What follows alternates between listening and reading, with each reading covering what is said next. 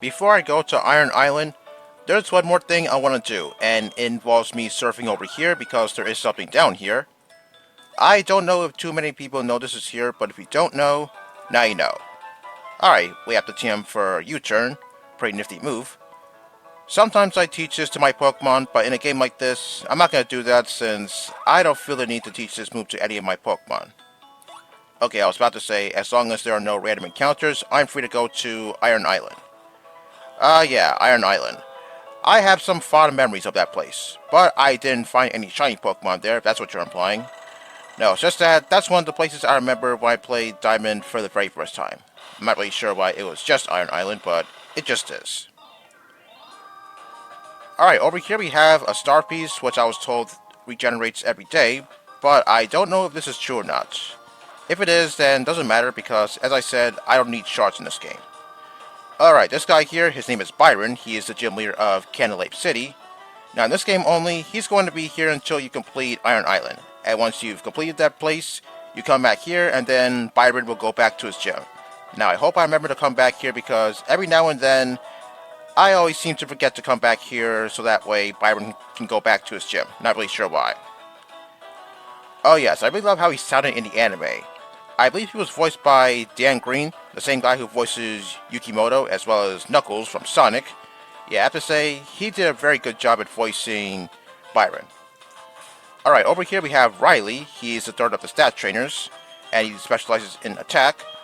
After that, I'm going to put Lucario up first because I'm about to fight him, and he leads with Absol, which no doubt has a lot of attack, 130 across the board. Even though I'm pretty sure his Absol is not going to get to attack, it's better to go with a type advantage since, well, I'm not really sure what moves his Absol knows, but better safe than sorry, I always say. I mean, after all, it's a Dark type, and the way I see it, Dark type Pokemon have a very wide move pool. Alright, I'm not really sure what this Absol knows, but it's better that I take it down one hit since, well, I don't think this thing has anything that could threaten Lucario in any sort of way, but it could possibly have some sort of status move to maybe annoy me. Alright, the only thing good about Absol is its attack, and nothing else. And down it goes. Alright, 1 down, 5 to go. Who's next? Okay, Lucario of his own, his signature Pokemon. Let's go with Torterra. I was going to go with Gastrodon, but yeah, obviously Gastrodon can't outspeed a Lucario, so I might as well go with Torterra. I mean, Torterra is slow too, but I don't think it's that slow. Well, it's fast enough to outspeed Lucario, that's for sure. Well, Lucario is kind of a frail Pokemon, so yeah, I don't think this thing is going to survive an Earthquake. And down it goes. Okay, for a second I thought it was holding a Focus Sash, but I guess not. Alright, who's next? Salamence? Alright, this is something that Gastrodon can handle. Yeah, Salamence is a pretty hard hitter, but that's why I raised up Gastrodon's defense, so that way it can take strong hits like that. Oh, 49? Okay, that's strange, because Shelgon usually evolves at level 50. Or maybe, Shelgon's evolution level was modified in this game? Even though I'm not really sure if that's the case. Oh, a Power Herb? Okay, that means Fly's gonna hit me immediately. Alright, how much is that gonna do? Okay, that wasn't a whole lot of damage. Alright, there's no way Salamence is going to survive this Ice Beam, since one of its weaknesses is Ice, and yeah, one Ice attack, and a Dragon Flying type like Salamence will go down one hit. Well, it all depends on what the Ice type attack is. Alright, half his team is down, so who's next? Ursaring? Okay, I'll go with Lucario for this one, since Ursaring hits kinda hard, so why not use a hard hitter like Lucario? Oh yes, I seem to remember Riley using Ursaring when I was teaming with him back at the Battle Tower. Oh, Protect? Oh, I think I know what he's going for. Okay, Ursaring used Protect, so that way it can either poison or burn itself with the Toxic or Flame Orb. Okay, it's going to be the Flame Orb. When I teamed up with Riley back at the Battle Tower in Diamond version, yeah, his Ursaring tend to do that.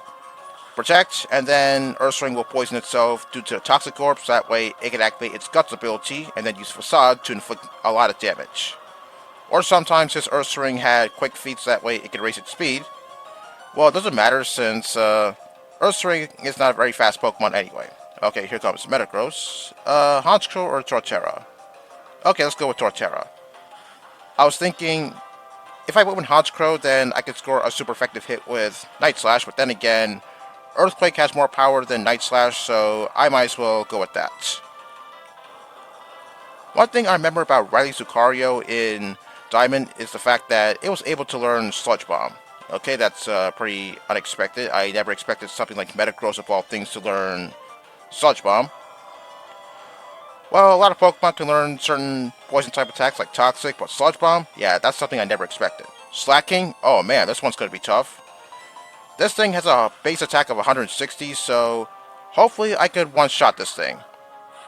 Well, the only thing noticeable about Slaking is the fact that its special defense isn't really all that good. Okay, hopefully one Aura Sphere and it'll go down in one hit. If it doesn't, then I can't imagine the amounts of damage I would take from this thing. Okay, I don't know what it has, but hopefully Aura Sphere can take it down. Okay, good. Yeah, I was really scared for a second that I was going to take a really strong hit because Slaking doesn't mess around. Also, I remember the fact that when he used Slaking when I was teaming with him back at the Battle Tower, apparently that thing had some special attacking moves like Thunderbolts, Fire Blast, and possibly some other special attacking moves that Slaking could learn. Okay, after the battle, Riley is going to heal my Pokemon. Oh yeah, something about him you should know. In the original games, make sure you have a party of 5 before you enter Iron Island, or go into Iron Island rather. Because if not, then Riley will keep the Riolu egg you get from him later on until you come back for it. So that means you have to go through Iron Island all over again, and I'm pretty sure you don't want to do that. Yeah, I'm pretty sure the majority of us did that the first time around, but you'll learn to remember something like that. Okay, I'm going to put Gastron up first, since the majority of the Pokemon I'm going to find here are Rock-type Pokemon, and Gastron is best known for taking down Pokemon like that. Oh, you know, before I went in here, maybe I should have equipped the Lucky Egg to Gastron, so that way it can get a lot more experience points. Oh yeah, speaking of Lucky Eggs, back at the end of part 76, I did tell you I was going to get a whole bunch of Lucky Eggs, and I did. I now have 6 of them. And surprisingly enough, it didn't even take me that long to find all of those Lucky Eggs. Okay, I guess those Pelipper's were kind of cooperative, so to speak. Okay, it's a real shame that Riley doesn't accompany you throughout the entirety of Iron Island because, well, I guess the healing would be well worth it. But don't worry, we're going to see him again, I guess, next video, since I'm not really sure how long it's going to take for me to get to the area that he's at. Alright, at this time, I want to reflect on the Barry battle I had last video, since back in Diamond and Pearl, I wasn't very fond of that battle, since, well, what do you do fighting him in Canalave City in Diamond and Pearl, as well as their respective remakes? Yeah, his team really isn't all that good. I believe, minus Heracross, almost all of his Pokemon are not fully evolved. Let's see, he had Staravia and whatever starter he chose that was in its second stage. Yeah, I don't know why he didn't evolve his Pokemon. Well, good thing he did that in Platinum, since, yeah, the fight against him in Diamond and Pearl, it was really boring. Alright, moving on to something else. Well, as of today, the DLC for Scarlet and Violet, that being the Teal Mask, is now up and running. And well, I have to say, I'm pretty surprised at some of the things that I read about. Well, first off, Poltergeist, yeah, as expected, it got an evolution. It evolves into Sinistra. Okay, hopefully I'm saying that properly. It's really strange how something like Poltergeist evolves into Sinistra. I mean, looking at the evolution, yeah, it looks to me like it's a backwards evolution from Sinistea and Poltergeist. Anyway, as I said a few videos ago, I was hoping that Poltergeist and Sinistra would get a hidden ability. Well, Poltergeist, since I didn't hear anything about Sinistra up until a few days ago.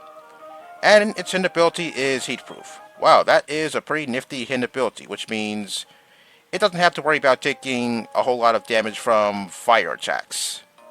Yeah, I don't really see the ability Heatproof all too much, since, well, only certain kinds of Pokemon have that ability. Okay, you've got the Protector, so if you use that on a Rhydon, it'll evolve into Rhyperior. Okay, and from from what I read online, Sinistra gets a signature move called Matcha Gotcha. Okay, it's a pretty funny name for a move. Okay, it's a special attacking grass move that heals you and has a 20% chance at burning the opponent. It has 80 power and 90 accuracy. Okay, I haven't played the DLC for Scarlet and Violet yet. Actually, I haven't played the Teal Mask version yet. I'll do that at some point, so that way I could get to experience it for myself since, well, I want to be sure that I'm ready to play the Teal Mask. As for the Animal Trio, which are now called the Loyal 3, I think some time ago I called them the Royal 3, but no, they're called the Loyal 3. So I guess they were going to be Poison-type Pokemon after all, after I said all those times that they don't look like Poison-type Pokemon to me. But upon further inspection, well, I guess I'll take back that comment. Now, some time ago, I think I said something about how Monkey Dory was using a Psychic-type attack. Well, that's one of his typings, in addition to Poison, so I'm not really sure if I unintentionally predicted Monkey Dory's typing. As for the other two, Okidogi, okay, it's Poison Fighting. Well, by taking a look at it, well, okay, I guess it does have some quantities of a Poison type.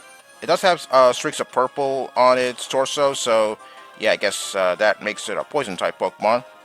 Still, I never expected Okidogi to be a Fighting type because, yeah, like I said previously, it doesn't really look like a Fighting type Pokemon at all.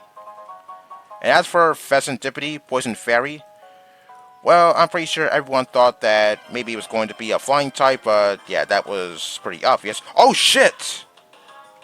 Wow, look at you! Wow, you look pretty cool. Oh boy, I don't know if I can catch this thing because Sableye has a catch rate of 45. Not to mention the fact that this thing is frail. Okay, let's see what I can do. Okay, I'm afraid to go with any attacking moves since, yeah, I don't want to kill this thing. Do I have any Dust Balls on me? Oh, okay, I have 24 of them.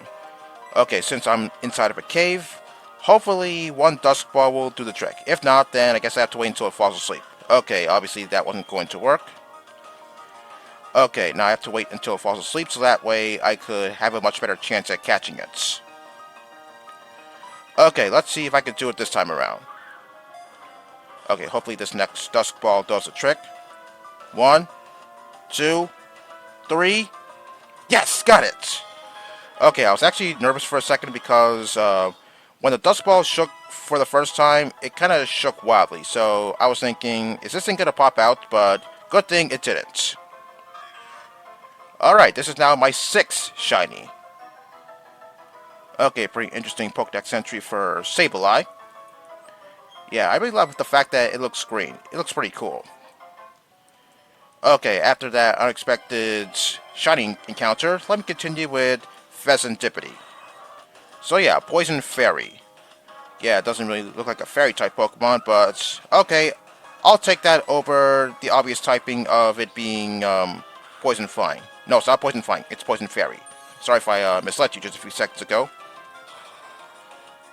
Okay, as for Ogerpon, well, something that I should have expected, but for some reason I didn't. I'm not really sure why. So apparently it has more than one form depending on what kind of mask it wears. So in addition to the Teal Mask, it can also wear the Wellspring Mask, the Hearth Flame Mask, hopefully I'm saying that properly, and the Cornerstone Mask. And depending on what type of mask it's wearing, its typing will change. So that way it'll be grass and something else. Okay, while it's wearing the Teal Mask, it's just pure grass. If it's wearing the Wellspring Mask, it'll become Grass Water. If it's wearing the Hearth Flame Mask, it'll be Grass Fire. And if it's holding the Cornerstone Mask, it'll become Grass Rock. Okay, I don't have any more time to fight trainers since this one over here wants to fight me, so I'm gonna fight this person next time. So join me then for more of Iron Island.